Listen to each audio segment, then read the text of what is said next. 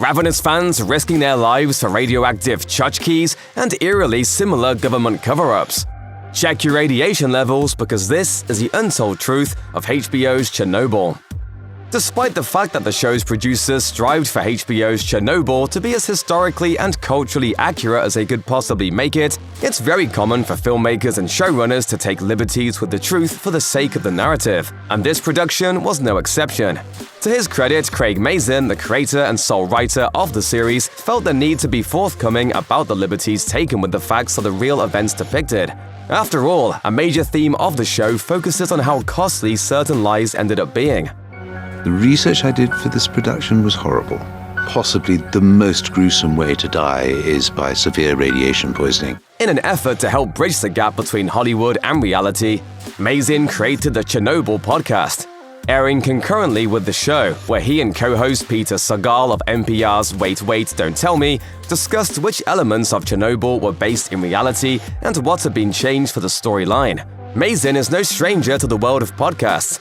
Since 2011, he's co-hosted the screenwriting series Script Notes with a fellow screenwriter, John August. The Script Notes podcast is devoted to everything that would interest any screenwriter, whether they're a novice or a professional.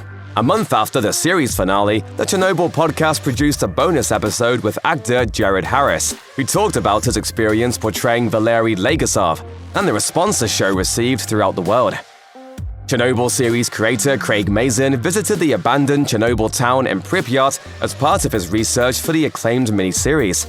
He did this to get a sense of the size of the Chernobyl nuclear power plant, which helped him understand how the workers in the control room would have responded to the explosion in reactor number 4.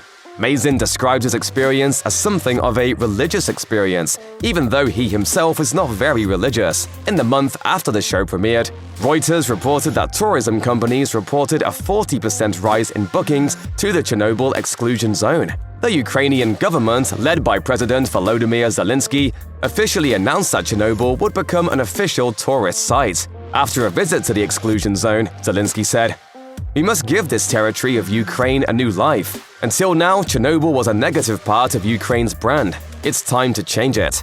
Even though the government's tourism campaign may have helped Ukraine's economy, officials and scientific experts have expressed their doubts about the growing number of visitors pouring into the abandoned city, as it remains among the most radiologically contaminated locations on Earth more than 3 decades after the accident. To fuel the skepticism, according to the Washington Post, there have been reports of bad behavior on behalf of the tourists, particularly because they would ignore health and safety protocols by entering dangerous spots to take selfies, rummaging through abandoned buildings, and stealing objects left behind as souvenirs.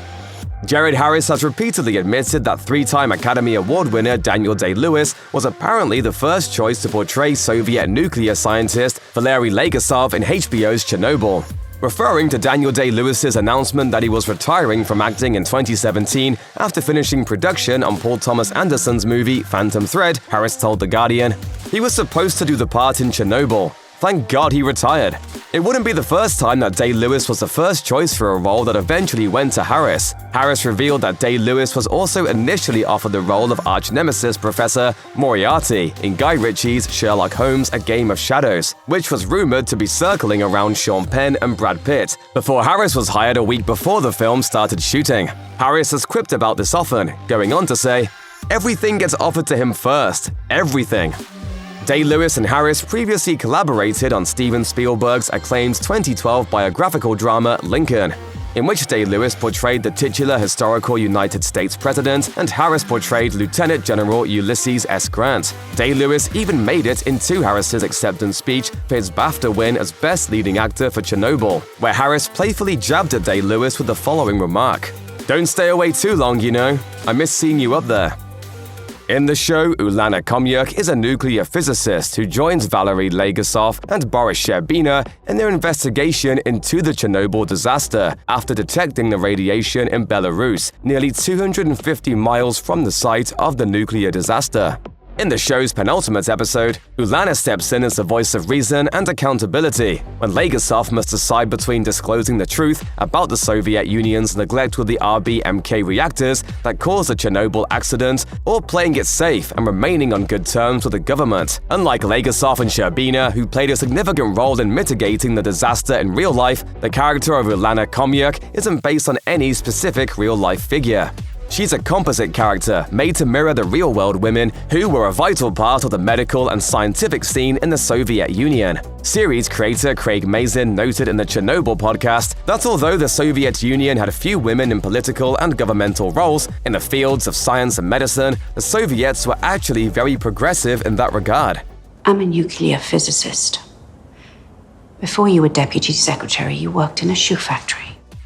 Viewers of Chernobyl will notice that even though the show takes place in Soviet Ukraine, none of the characters speak Ukrainian or Russian, or even English with a Russian accent, as they would in most English-language movies and TV shows set in a non-English-speaking region. While it may seem like an oversight, the dialects and accents of the show's characters were a conscious decision for the producers. The director of Chernobyl, Johan Renck, revealed in BAFTA's The Making of Chernobyl that there were discussions about producing the show in Russian and Ukrainian, but that idea was ruled out for the global production. Series creator Craig Mazin explained on the show's companion podcast that Russian accents in English media tended to appear, quote, comical, which would obviously impair the serious tone of the disaster tragedy show. The producers considered having actors do vague Eastern European accents that weren't as strong as full-blown Russian accents, but would be noticeable. However, they found that actors would focus on the accents rather than being true to the emotions of their characters, after which the producers decided to scrap the idea completely. According to Cosmopolitan, they decided to keep the show's casting within the confines of Europe by avoiding casting American actors, as they realized that much like the Russian accents, American actors would be too distracting for the viewers to focus on the drama of the show. When a TV show is as popular as Chernobyl was, network executives often find it tempting to fast-track the release of a second season and plan a full franchise. HBO's Chernobyl, however, was always planned to be a limited series and a one-time television event. The story was written to conclude in 5 episodes. A series creator, Craig Mazin, made clear in interviews promoting the show and on the show's official podcast. However, when asked by Decider about the scope for a second season, Mazin pointed out the possibility of focusing on another crisis similar to Chernobyl, such as the Bhopal gas disaster or the Fukushima nuclear disaster. These stories, which share a common theme of fatal, tragic incidents caused and covered up as a result of human ignorance and arrogance, would undoubtedly be formidable successors to the story of Chernobyl and make for an intriguing anthology series. For those who are curious, the Bhopal gas disaster was an industrial accident that occurred in 1984, when a highly deadly gas spilled from a pesticide facility in Bhopal, India, and spread to nearby towns. According to The Atlantic, over 500,000 people were exposed to the gas, making the chemical disaster one of the worst in world history. The 2011 Fukushima nuclear disaster was the result of a nuclear accident at a power station in Okuma, Japan, which was brought on by the worst earthquake ever registered in that country. According to the International Business Times, the disaster was given a Level 7 classification on the International Nuclear Event Scale, making it the only other event to get such a designation other than Chernobyl. HBO's Chernobyl received positive reviews from Russian audiences and critics, citing that the show did a better job of portraying the Chernobyl disaster and its Soviet setting than any Russian film or television program. However, the praise didn't prevent accusations from state-run television and Russian tabloids. They claimed that the show had distorted the truth by portraying Soviet-era leaders in a negative light. In terms of radiation, plant director Brikhanov reports no more than 3.6 Rontgen.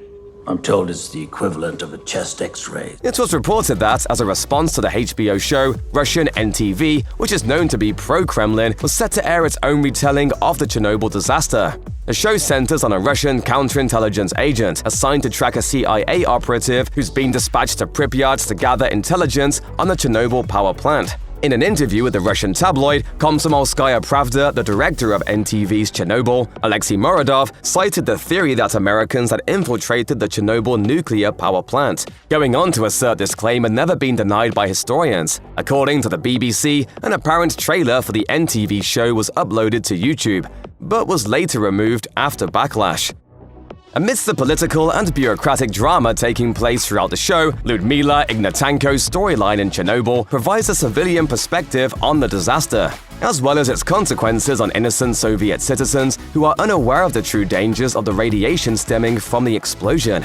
Much like most of the show's characters, Lyudmila and her husband Vasily Ignatenko were real people. A series creator Craig Mazin revealed on the show's companion podcast. Lyudmila's story was one among many of the civilian accounts and testimonies of the disaster featured in the book Voices from Chernobyl. In an interview with BBC Russia following the success of the show, the real-life Lyudmila broke her silence and claimed that she was never approached for permission by the show's producers to use her name or her story. She revealed that the release of HBO's Chernobyl resulted in journalists invading her privacy to get an interview with her. She also faced accusations from several people, saying that she had harmed her then unborn child, referring to the scenes in the show when the pregnant Lyudmila had close contact with her radioactively infected husband despite warnings from doctors. HBO and Sky refuted her allegations, saying that Ignatenko and the production crew had multiple discussions and that she had been given the opportunity to offer feedback during the writing process.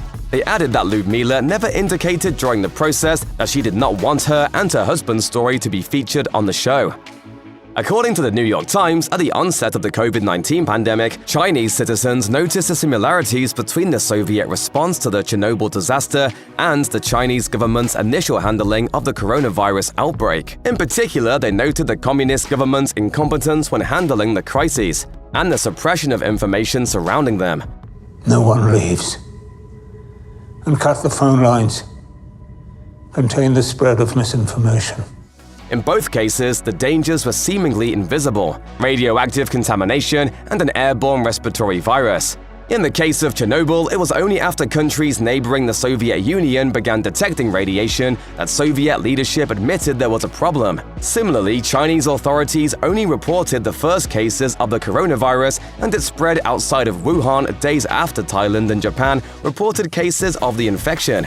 According to Quartz, the Chinese government deleted articles and comments about the virus, and people were detained for, quote, spreading rumors after posting about the virus on social media. As a result, people took to the Chernobyl page on Chinese film review website Douban to channel their frustrations over the government's handling of the virus. Users posted quotes from the show and pointed out the parallels between the show's story and current events. The Chernobyl page on Douban eventually amassed over 200,000 ratings.